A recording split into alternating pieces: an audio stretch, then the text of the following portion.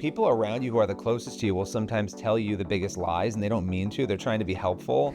William Warner is the third for Quiver Fruit Productions, LLC, and welcome to a special tutorials. Today we're going to be talking about how to master the art of interviewing. And for those of you that are beginning and getting started, there are going to be some first steps for you. We're going to do that by interviewing none other than a professional, Billy Hollowell. Not only is he a podcaster, but he is a host of CBN News and FaithWire, and currently one of the investigative journalists in the new movie that's coming out called Investigating the Supernatural.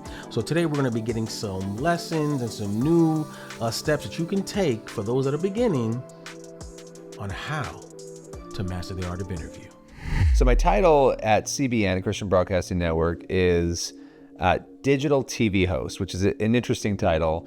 But I have a number of other titles, author, podcaster, pretty much anywhere you can go to interview people. That's what my title would be.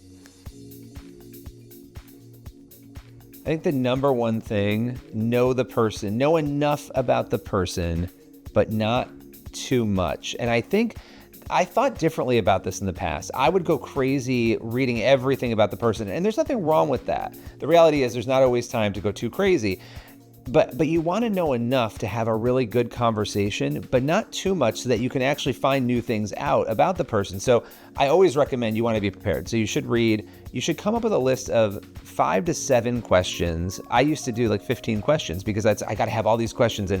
But what I found, the better interviews are the ones where you might ask the first 2 questions and then you let the conversation guide where you go next. And it took a long time to learn that the better conversations are ones that are a little more organic. There may be things you need to get to, and there may be questions you need to stick with.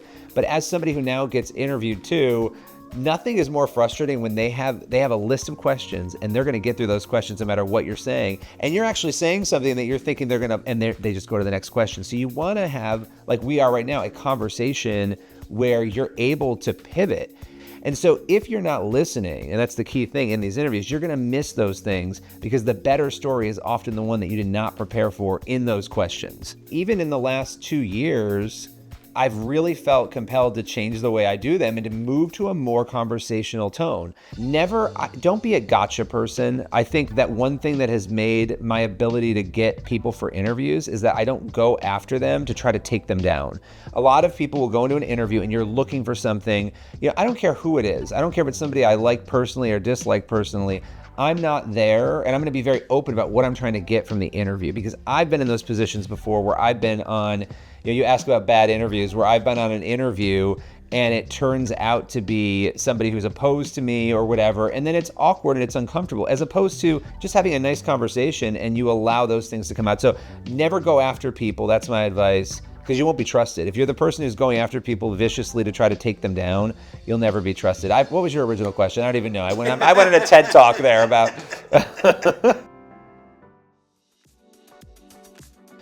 I don't encounter a lot that somebody, because my tone is to try to tone that down. So if somebody is frustrated or upset, I'm talking to them the way I'm talking to you. Okay, well, I understand you feel that way, but what do you think about people who would say this? So instead of being the person who's saying, but what about this? What would you say to people who would argue or people who would say, kind of trying to remove yourself from it so that you're not the one combating the person you're talking to.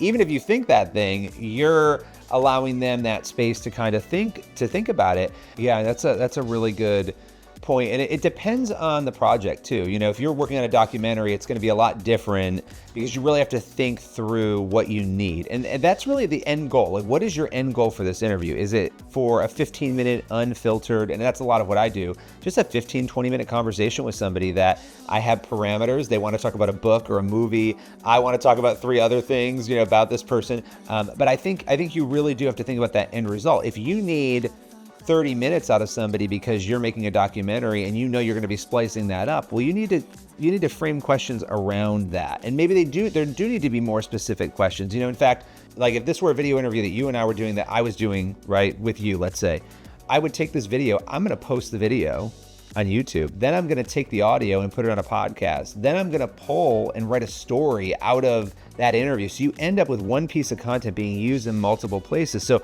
my end goal is, I know it's going to be an editorial, it's going to be a written piece, it's going to be audio, it's going to be video, and then there's going to be clips that we pull from that. So you have to just know the end result. And I know that's kind of a strange answer before you sort of pivot into how you're going to design that interview.